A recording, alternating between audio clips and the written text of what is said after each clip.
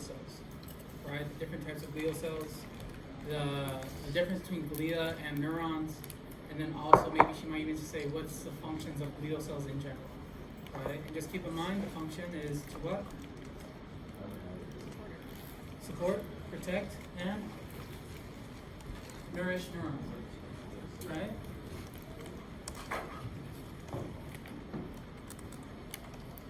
So you can right in that little corner.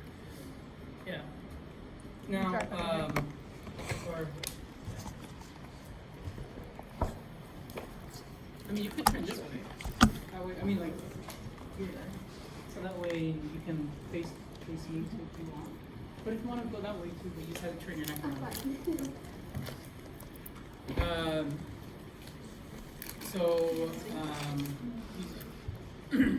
So, for example, the glial cells, right? The different types of glial cells, which ones are in the CNS, which ones are the PNS. I'll go over those in a little bit right now. But then also, and then like the next lecture was about the brain, right? Make sure you go over every structure of the brain.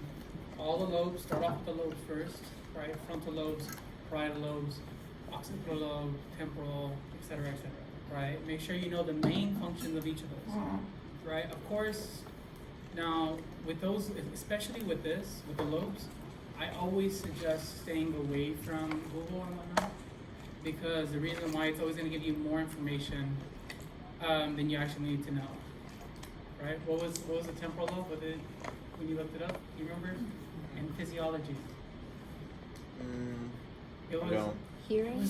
No. There was something that it was like, I think it was rational thought or something. No. Oh, Broca's and Wernicke's? No, there was something else, and it was supposed to be amygdala. No, that was the question physiology. was worded weird, and I read it wrong. Yeah, and then you looked it up on Google, and I did say temporal lobe. Yes, correct. Yes. Okay. Anyway, what I'm trying to say is, different parts of the brains have a lot of functions, but there's the main functions, and then there's like tertiary functions, right? So make sure you know the different lobes, right, and then the different areas. Cool. Yes. On the exam, do we also have to know Broca's and Wernicke's You should area? know that. Yes. Definitely. And Everything that that's- we've been over is fair game practices. Yes. That's for the lobes or the cortex? So lobes are, I would actually put the Broca's areas and Wernicke's areas under the cortexes and whatnot. Right?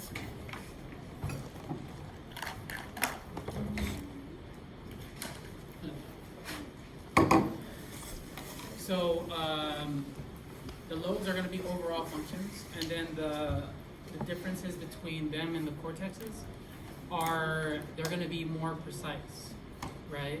So Broca's area, what was that? Broca? Speed, pun intended, Motor right? speech? Speech production, right? Basically production of speech.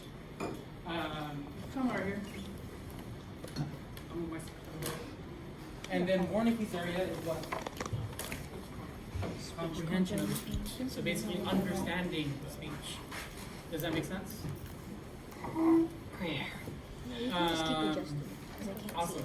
And then definitely know, okay, make sure you guys know this, that the primary motor cortex and the precentral gyrus and the postcentral gyrus, sorry, are the same thing. And then primary sensory cortex and the postcentral gyrus are the same thing. Cool?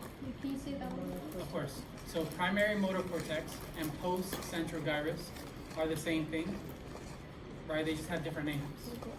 One of them is for structural identification, the other one's for functional identification. But we don't worry about that too much.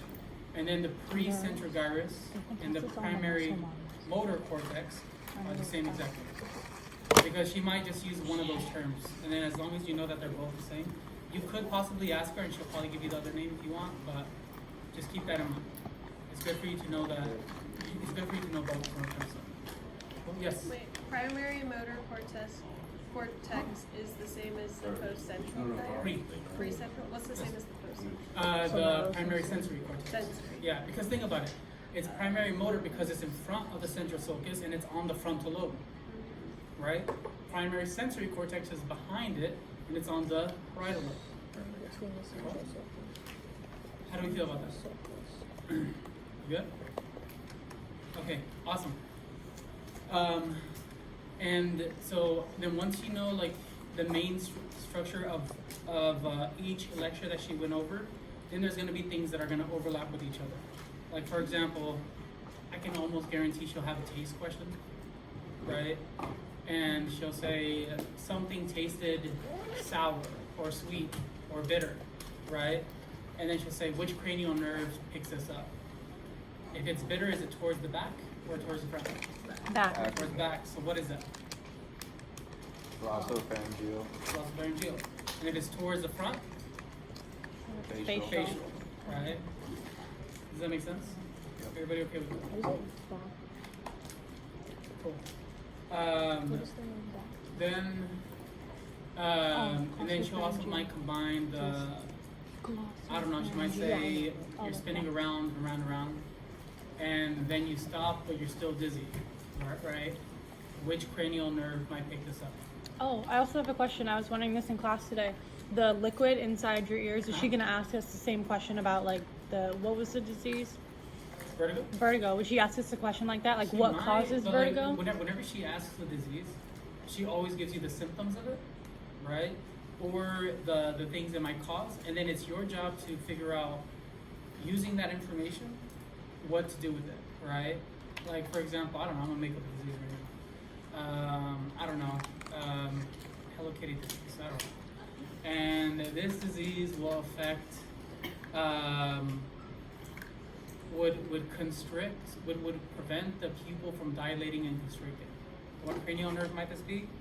And what will it affect overall, right? Like, so she'll give you the disease and what it does, right? And then from there, what's it called? It's your job to kind of figure it out. You already know what constricts and dilates. What does that? Oculomotor. It's okay. It's all right. You're right. It is a lens. But what controls the lens? There you go. Wait, I thought it was the iris. No, the lens. No, not the lens. Oh my God, the iris. Yes, the iris. My bad. Oh. Yes. Okay, I was So gonna the, say, but oh my like, you God, said it we're was all correct, getting messed so I up. was confused. So, what's it called? The iris. The iris is basically the The whole. Muscle. the muscle that kind of opens and dilates, right? And the pupil is just a gap between it, right? Mm-hmm. So the reason why I said yes to that is because I was about to say that the eyes are like lenses. Yeah, like camera lenses. So just like how a camera lens, like if you guys ever taken pictures or something and you know about aperture versus like shutter speed and whatnot? No? Okay. I minored in photography when I was Oh yeah, bro. Really? Yeah, come on, son. Damn good too. Graphic design. So basically, aperture is basically how wide the hole of the circle of the camera is and how small it is. So if it's very bright outside, do you think the camera wants to be open more or less? Small less. Less. Same exactly with your eyes, right? When you go outside, have you guys ever been like in a dark theater and then you went outside and you got blinded by the sun?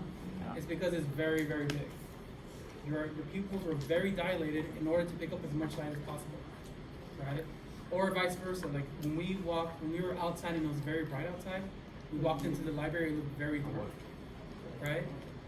It's because our eyes haven't adjusted enough in order to bring in as much light. Yeah, concept. Cool. Anyways, that's what I'm trying to say. Now for the cool.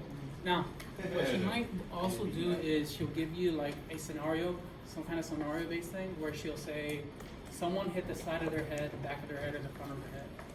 It's your job to know what lobes are there and what might be damaged and what might be the overall effect of that person. Does that make sense? So like for example, if someone was walking and hit the front of their head, what lobe would that be? I got you. Frontal lobe. Frontal lobe. And what signs you might see on this person? Inability to make decisions. Make decisions, right? Any motor information, something like that, because the primary motor cortex is there, right? I'm sorry, the precentral gyrus is there. Cool. Prefrontal cortex. Everybody good at that? Mm-hmm. Okay. And then after that, or maybe she might say the side of their head, the back of their head, so on and so forth. Cool. I can almost guarantee she'll ask a question, something like that. The hardest thing about this entire thing, I think this entire unit, is that whole tracing the pathway thing. We're gonna go. I got you, because I do think that's very beneficial for you. But before we go over that, I'm just gonna rapid fire, just so you guys can know the different glial cells. So how many glial cells do we have in the CNS? 4. 4 different types. How many do we have in the PNS? TNS. 2. Yes. Good job. You good so far? All right. The 4 in the PNS, in the CNS. Oh damn, get it together. That's alright, it's anatomy. Right. So CNS, we got the oligodendrocytes. What do oligodendrocytes do? Reach out with multiple branches, making multiple myelin sheaths on multiple axons. Myelinate axons. Myelinated axons? Yeah, they myelinate axons. Oh, they myelinate. Yeah, they produce myelin basically, right? Then you have the astrocytes. What are the astrocytes? Wrap around blood vessels. And then what do they do? Blood-brain barrier. Blood-brain barrier, and allow nutrients to pass through, right? Cool. Then you have the free-floating cells. What are the free-floating cells? The glial? They're all glial cells. Neuroglial? So Microglial. microglial cells, Immune right? Those are the ones that system. perform phagocytosis, right? Self-eating. They're basically like the immune system. Eat. They're on patrol. So what? Microglial. Phagocytosis. So what? Phagocytosis means to self-eat. Oh, cell eat. Yeah, they're Okay. basically eating pathogens and whatnot. Okay. Yeah. You good on that so far? Mm-hmm. All right, cool. Then after that, we have the ependymal cells. You guys remember my awesome joke? Yeah. No. Yes. So Blood. basically, they line blood vessels, and they take in plasma from the blood and turn it into CSF. And my joke was they turn bloods into crips. That was So awesome. turns it into Cool. cerebral spinal fluid. We good on that? So cerebral spinal fluid. regular I'm sorry? It smells really good. What? Did you blend it? Oligodendrocytes, they produce myelin Oh, did I in the get it? CNS. Nice. I got it from parents though. Oh, ependymal Nothing to do cells. with that. Yeah. Microglial cells. They It's always better. eat they perform So I phagocytosis. could eat this whole They thing. basically eat up bacteria that's floating around in the brain. What's the third thing? I'm sorry, it's immune cell. Yeah. Astrocytes, blood-brain barrier, pathogen when it passes through them. You good? Yes. Wraps around blood vessels. Cells? No, Oligodendrocytes? oligodendrocytes and Yeah. what else? Oligodendrocytes, microglial cells, and astrocytes. Oh. And then ependymal cells. That's all 4, right? Glial That's 4. And then the 2 inside the PNS, right? PNS. We have the Schwann cells or neurolemocytes, whatever you want to call them, right? What do they do? Myelin sheath on an Great job. axon. Great job. They produce myelin in the PNS. Oh, that's opposite of the other oligo. Mm-hmm. Yeah, Or is it just mine? Myelin sheath on one axon. in the PNS. So you That's need it. multiple. Yeah, oligodendrocytes are. So for every other professor that's not Professor Tiffany, this question is always on the exam. Schwann cells produce neurolemocytes or Schwann cells produce myelin in blank.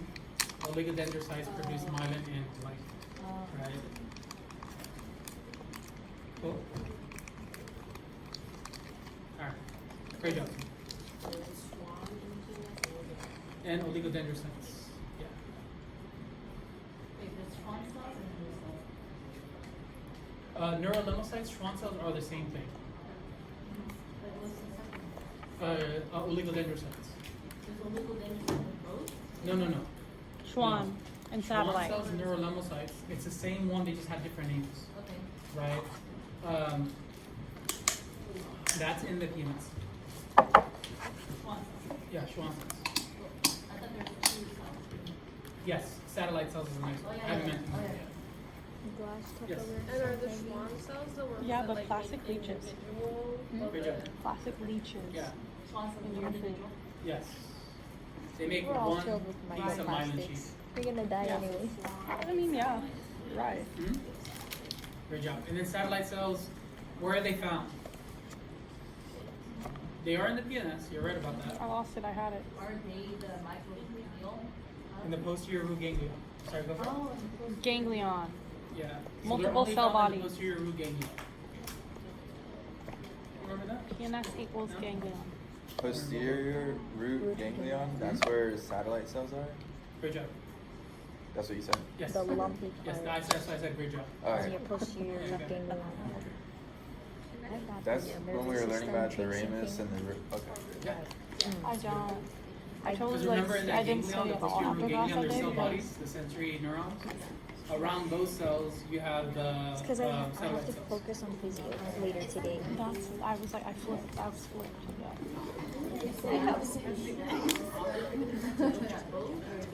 One or two.